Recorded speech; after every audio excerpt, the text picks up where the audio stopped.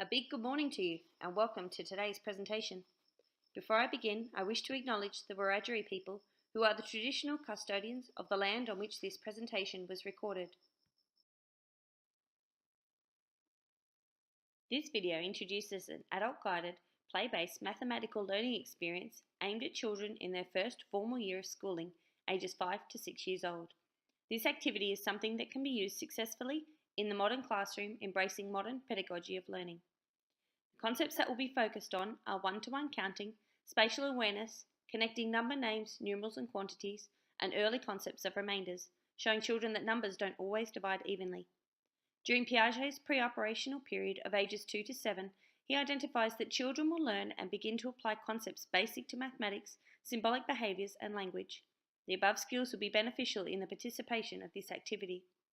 Angeleri 2016 explored play-based learning to help children construct their own knowledge and meanings to their learning. Resources include the book, The Three Little Fish and the Big Bad Shark, 4 hula hoops and a large dice. For an average class size of 20 to 25 children, 3 or 4 hoops will be substantial to ensure that there are always remainders. Any dice will be sufficient, but a large dice will be better to aid visual awareness of numerals for children.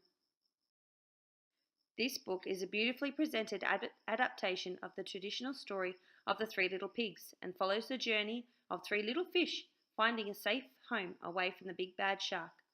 The educator settles the children in a group near the hoops to read the book.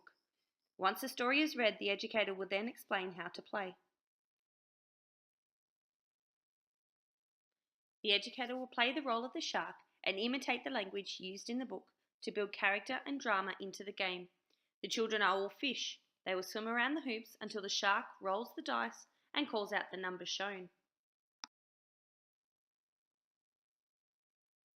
The children then work together to use one-to-one counting, positioning themselves in the hoop to hide in the coral with the same amount of children inside as what was rolled on the dice. Once the hoop is full, the remaining children crouch down to hide under the rocks, escaping the shark.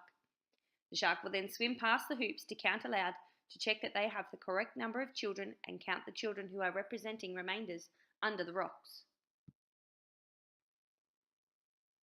This activity supports children who have English as an additional language or other learning barriers, as it allows for scaffolding of their learning through cooperation and group work from both the educator and more knowledgeable peers. This activity gives children ownership of their mathematical ideas whilst developing deeper understandings. Vygotsky's concept of private speech is one way that many children of this age group, regardless of barriers present or not, could demonstrate their thinking as they talk aloud whilst performing the task. During the activity, the educator will continue the playful narration from the story. Children use their working knowledge of numeracy to calculate how many people need to be within the hoop when the number is called, and what to do when the hoop is full. The educator will model mathematical language and explain concepts through narration. Additional positive outcomes for children include an increase in active listening, attention and focus, unity and team spirit, turn-taking, spatial sense, and muscle coordination. A further extension of this activity would be to introduce 2 dice as children become more confident recognizing numerals higher than 6, and swapping hoops out for larger circles made of rope. Using concrete materials throughout this activity allows children to connect the names, numerals, quantities, and recognize numbers in different visual arrangements.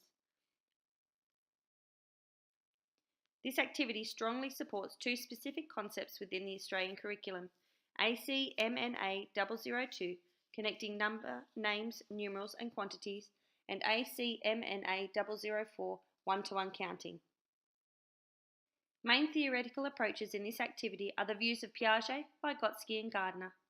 Piaget believed children acquire knowledge by interacting with their environment and believed that self-discovery is crucial.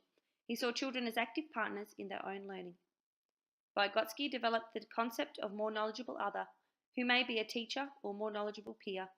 Vygotsky also developed an alternate concept called the zone of proximal development, where he explained the difference between what a learner can do, what they can't do, and the middle zone, where they are at their best to learn new concepts.